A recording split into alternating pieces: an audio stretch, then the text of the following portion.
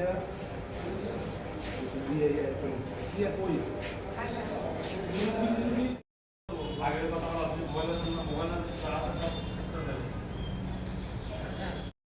তো অ্যাকচুয়ালি পোস্টে থাকি, তাই আমার অথরিটি আমরা জানাইছে হেডকোয়ার্টারে তাড়াতাড়ি আসার জন্য।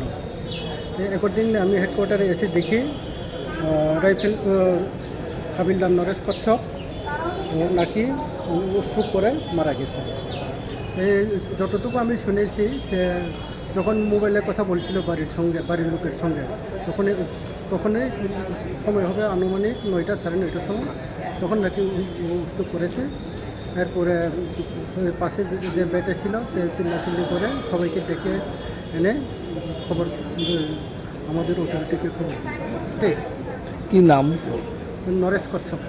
বয়স কত স্যার? বয়সটা কীরকম হবে? বয়স 59। কোনখানে বাড়ি? বাড়ি রাঁচি, ঝাড়খণ্ড। এমনিতে কত নম্বর ব্যাটালিয়নে? 7 নম্বর ব্যাটালিয়ন। আচ্ছা, একটা বুলেটের একটা খবর শোনা গেছে যে গুলিবিদ্ধ হয়ে মৃত্যু। না, এটা একদম সম্পূর্ণ মিথ্যা এবং ভিত্তিহীন।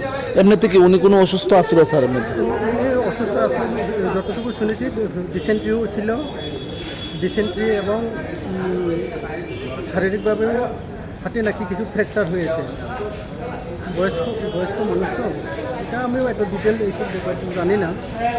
তবে আপনারা যেটা শুনেছেন এটা পুরো এমনিতে কি ডিউটি অবস্থায় আসছিল না? ওই তো রুমের ভিতরে রেস্ট করছিল, সে আন্ডার ট্রিটমেন্টে ছিল। বর্তমানে কোন জায়গাতে ওনার পোস্টিং? ওনার পোস্টিং 7 ব্যাটালিয়ন হেডকোয়ার্টার জম্পুই জেলা। বাড়ির লোক কে আইসে স্যার? মানে না, খবর বাড়ির লোক কথাও হয়েছে, তোরা ওইখানে এয়ারপোর্টে থাকবে কালকে।